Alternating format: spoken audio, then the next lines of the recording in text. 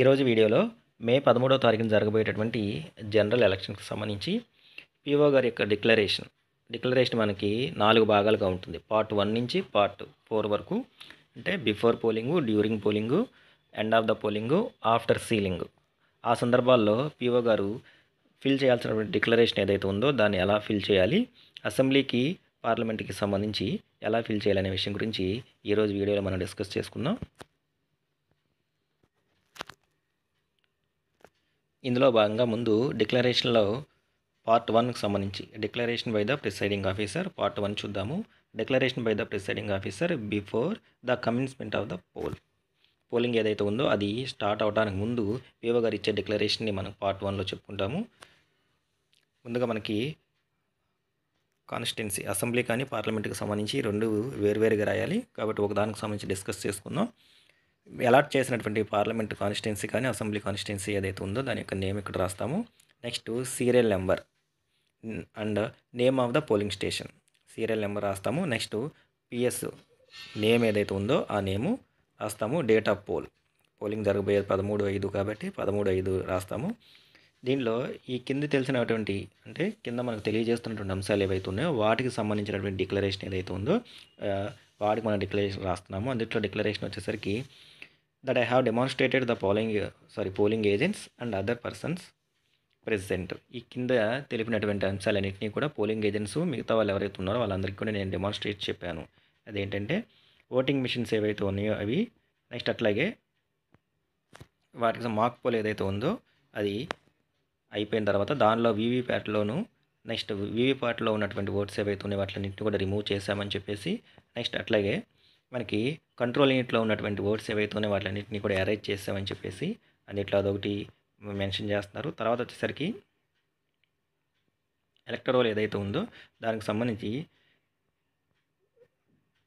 It does not contain any marks other than those used for the issuing postal ballot papers and election duty certificates.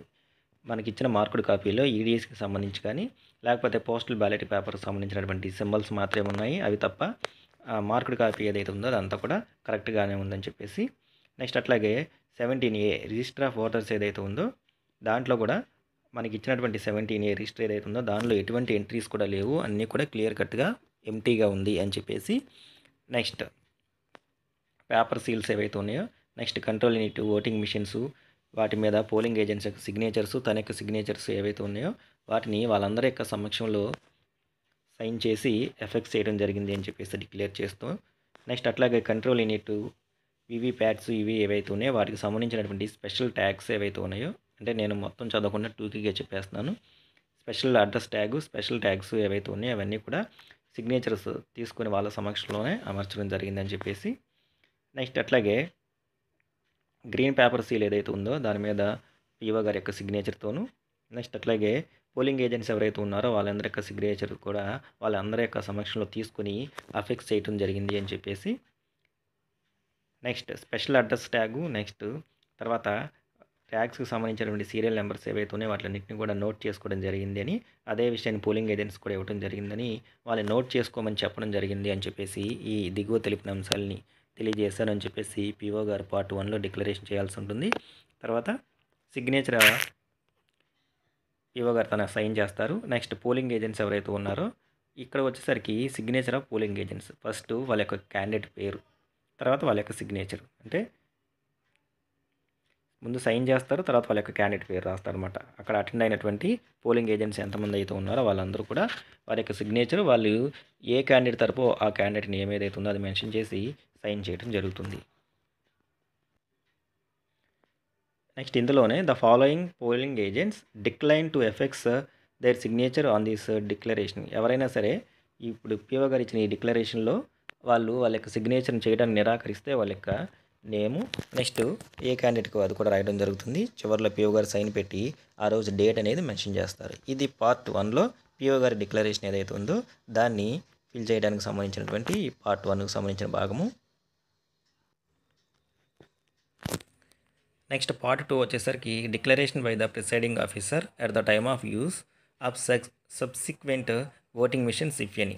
So ఒకవేళ already తీసుకొచ్చినటువంటి ఈఎమ్స్ control యూనిట్లు ఇవి ఏవైతే ఉన్నాయో అవి కనుక ఏమైనా డ్యామేజ్ అయ్యి సరిగ్గా పని చేయకపోతే వాటికి బదులుగా ఏమైనా ఉపయోగిస్తే ఆ సందర్భంలో ఫిల్ చేయాల్సినటువంటి ఇదే పార్ట్ 2 మనకి. కాన్స్టిట్యున్సీ నేమ్ రాస్తాము, serial number, name of the polling station mention చేస్తాము, డేట్ ఆఫ్ పోల్ మెన్షన్ చేస్తాము. నెక్స్ట్ ఆ ఎర్రర్ ఏదైతే ఉందో ఆ ఎర్రర్కి మనకి సంబంధించినటువంటి కారణం that due to link error వల్ల మనం ఇది చేయలేకపోతున్నాము అని చెప్పేసి ఇక్కడ మనం మెన్షన్ చేస్తాము. మెన్షన్ చేసి replacement of the all EVM including ballot unit, control unit, VVPAT has been done. So ballot unit, VVPAT, control unit ఈ మూడు ఉన్నట్టు ఇది ఏదైతే ఉందో మొత్తాన్ని కూడా మనం రీప్లేస్ చేస్తూ కొత్త సెట్ ఏదైతే ఉందో దాన్ని మనం ఉపయోగిస్తున్నాము అని చెప్పేసి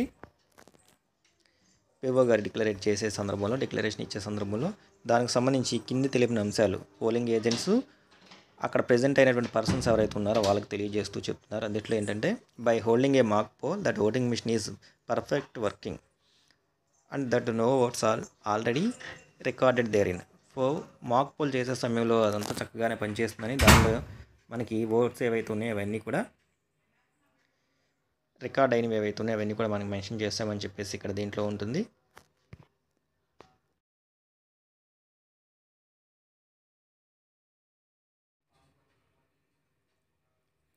ఇక ఈ పార్ట్ 2 డిక్లరేషన్ వచ్చేసరికి పిఓ గారు పార్ట్ 1లో ఏదైతే డిక్లరేషన్ ఉందో అదే డిక్లరేషన్ సేమ్ దాంట్లో ఉన్నవే మొత్తం ఉంటాయి. కాకపోతే ఇక్కడ మనం EVM, ballot unit, control unit, VVPAT ఏవైతే ఉన్నాయో వాటిని రీప్లేస్ చేస్తున్నాము. రీప్లేస్ చేయడానికి ఉన్నటువంటి రీజన్ ఏదైతే ఉందో దాన్ని మనం ఇక్కడ మెన్షన్ చేస్తాం అనమాట. That due to link error అని చెప్పేసి, అంటే ఇక్కడ లింక్ ఎర్రర్ వల్ల ఆ పూర్తి సెట్లు కూడా పనిచేయట్లేదు అని చెప్పేసి ఆ ఒక్క రీజన్ మెన్షన్ చేస్తాము. అది మెన్షన్ చేసిన తర్వాత ఇవన్నీ కూడా పార్ట్ 1లో మనం డిస్కస్ చేసుకున్నటువంటివి candidate signatures, next paper seals, pre printed serial number, next అట్లాగే వాళ్ళు నోట్ డౌన్ చేసుకునే సీరియల్ నెంబర్ ఇవన్నీ కూడా సేమ్. అంటే ఈ పార్ట్ 2 మనకి ఎప్పుడు వస్తుంది అంటే మనం పిఓ గారు ఎవరైతే ఉన్నారో వాళ్ళు మనం తీసుకొచ్చినటువంటి ఈవీఎంస్ ఏవైతే ఉన్నాయో అవి ఏవైనా ఎర్రర్స్ వల్ల కానీ లేకపోతే లింక్ ఎర్రర్ వల్ల కొన్ని అనుకోని కారణాల వల్ల పనిచేయడం మానేస్తే మనం సబ్సీక్వెంట్గా ఇంకొక సెట్ ఉపయోగించినప్పుడు మాత్రమే ఈ పార్ట్ 2 ఏదైతే ఉందో దాన్ని మనం ఫిల్ చేయాల్సి ఉంటుంది.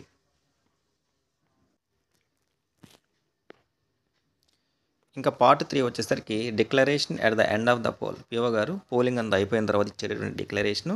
ఇక్కడ I have furnished to the polling agents who were present at the polling station at the close of the poll and who signatures are affixed below. Polling close అయ్యే సమయానికి పోలింగ్ ఏజెంట్స్ ఎవరైతే ఉన్నారో వాళ్ళందరూ కూడా polling స్టేషన్లో attend అయ్యారు, వాళ్ళందరూ కూడా వాళ్ళ సిగ్నేచర్స్ పెట్టారు అని. అట్లాగే పార్ట్ 1లో votes of records, accounts of votes record సంబంధించినటువంటి ఎంట్రీస్ ఉన్నటువంటి కాపీ ఏదైతే ఉందో అటెస్టెడ్ కాపీని, అట్లాగే form 17C required under rule 49(s)(2) conduct of election rules దాని ప్రకారం ఉన్నది ఏదైతే ఉందో అది వాళ్ళకి ఇవ్వడం జరిగింది అని చెప్పేసి పిఓ గారు సిగ్నేచర్ చేస్తారు. నెక్స్ట్ డేటు, టైము మెన్షన్ చేస్తారు, పోల్ క్లోజ్ అయ్యే టైం ఏదైతే ఉందో అది. తర్వాత పిఓ గారు అందజేసినటువంటి ఏవైతే ఉన్నాయో 17Cకి సంబంధించినటువంటి అకౌంట్స్ ఆఫ్ ఓట్స్ రికార్డెడ్ అది రిసీవ్ చేసుకున్నట్టుగా received and attested copy of the entries. PO గారి చేత సంతకం చేయబడినటువంటి ఫామ్ 17C అటెస్టెడ్ కాపీ ఏదైతే ఉందో అది రిసీవ్ చేసుకున్నట్టుగా పోలింగ్ ఏజెంట్స్ ఎవరైతే ఉన్నారో వాళ్ళు ఏ క్యాండిడేట్ తరపు వాళ్ళ క్యాండిడేట్ పేరు, వాళ్ళ సిగ్నేచర్ ఇక్కడ మనకి మెన్షన్ చేస్తారు. నెక్స్ట్ తర్వాత ఈ అటెస్టెడ్ కాపీ ఏదైతే ఉందో దాన్ని తీసుకోవడానికి ఎవరైనా సరే డిక్లైన్ అంటే మేము తీసుకోము అని చెప్పేసి ఎవరైనా అంటే కనుక దానికి సంబంధించినటువంటి సమాచారం ఏదైతే ఉందో దాన్ని ఇక్కడ మనం నోట్ చేయాలి. యాక్చువల్గా 17C అందరూ తీసుకుంటారు. ఒకవేళ ఎవరైనా సరే తీసుకోవడానికి ఇష్టపడకపోతే ఏ క్యాండిడేట్కి వారి యొక్క సిగ్నేచర్ తీసుకుంటాము. కింద పిఓ గారి యొక్క సైన్ ఏదైతే ఉందో సైన్ చేయడం జరుగుతుంది. తర్వాత డేటు, టైము మెన్షన్ చేయాలి. నెక్స్ట్ పిఓ గారి యొక్క డిక్లరేషన్ పార్ట్ 4 వచ్చేసరికి declaration after the ceiling of the voting machines. EVMs ఏవైతే ఉన్నాయో వాటి యొక్క సీలింగ్ చేసిన తర్వాత పిఓ గారు ఇచ్చే డిక్లరేషన్నే మనం పార్ట్ 4లో మెన్షన్ చేయాల్సి ఉంటుంది. అందుట్లో ఏంటంటే I have affixed my seals, PO గారి యొక్క సీల్స్ అండ్ పోలింగ్ ఏజెంట్స్ ఎవరైతే ఉన్నారో ఆ సమయంలో అటెండ్ అయినటువంటి పోలింగ్ ఏజెంట్స్ ఎవరైతే ఉన్నారో వాళ్ళందరూ కూడా పోలింగ్ క్లోజింగ్ సమయంలో వాళ్ళకి సంబంధించినటువంటి సీల్స్ ఏవైతే ఉన్నాయో అవి కూడా వేయడానికి వాళ్ళకి అవకాశం మనం కల్పిస్తాము. సో వాళ్ళ చేత కూడా అంటే పిఓ గారు తన సీల్ వేశారని అక్కడ ఉన్నటువంటి పోలింగ్ ఏజెంట్స్ ఎవరైతే ఉన్నారో వాళ్ళ చేత కూడా వాళ్ళు విల్లింగ్ ఉన్న వాళ్ళ చేత కూడా సీల్ వేయడం జరిగిందని, అట్లాగే control unit, ballot unit, voting కంపార్ట్మెంట్స్కి సంబంధించినటువంటి వాటిని ముందు తీసుకొచ్చినటువంటి క్యారింగ్ కేసెస్ ఏవైతే ఉన్నాయో వాటిలో జాగ్రత్తగా పెట్టాము అని చెప్పేసి పిఓ గారు ఇచ్చే డిక్లరేషనే మనకి పార్ట్ 4.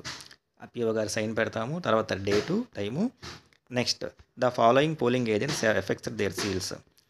పిఓ గారితో పాటు క్లోజింగ్ సమయంలో సీల్స్ వేసినటువంటి పోలింగ్ ఏజెంట్స్ ఎవరైతే ఉన్నారో వారు మేము పిఓ గారితో పాటుగా మేము కూడా సీల్ వేసాము అని చెప్పేసి ఇండికేట్ చేస్తూ వాళ్ళ యొక్క సిగ్నేచర్ పెట్టడం జరుగుతుంది. ఏ క్యాండిడేట్ తరపున ఏ పోలింగ్ ఏజెంట్ అనేది నోట్ చేసి వాళ్ళ యొక్క సిగ్నేచర్ పెడతారు. ఇంకా ఈ సిగ్నేచర్ పెడతానికి సీల్ వేయటానికి నిరాకరించిన వాళ్ళు ఎవరైతే ఉన్నారో వాళ్ళ యొక్క పేరు, నెక్స్ట్ సిగ్నేచర్స్ మనం ఇక్కడ రాస్తాము, అంటే వాళ్ళ చేత సిగ్నేచర్స్ తీసుకుంటాము. చివరిలో సిగ్నేచర్ పిఓ గారి యొక్క సిగ్నేచర్ పెడతారు, తర్వాత డేట్ మెన్షన్ చేస్తాము. ఈ విధంగా పిఓ డిక్లరేషన్ మనకి 4 భాగాలుగా part 1 before commencement of poll మొదలవటానికి ముందు, సెకండ్ వచ్చేసరికి సబ్సిక్వెంట్ ఈవీఎంస్ ఉపయోగించినప్పుడు, కొత్తగా వేరే సెట్ ఉపయోగించినప్పుడు, నెక్స్ట్ మూడోది వచ్చేసరికి end of the poll, next నాలుగోది వచ్చేసరికి ఈవీఎంస్ ఏవైతే ఉన్నాయో ఓటింగ్ మిషన్స్ వాటిని ఆఫ్టర్ సీలింగ్ చేసిన తర్వాత ఈ 4 సందర్భాల్లో కూడా పిఓ గారి డిక్లరేషన్ని ఇవ్వాల్సి ఉంటుంది.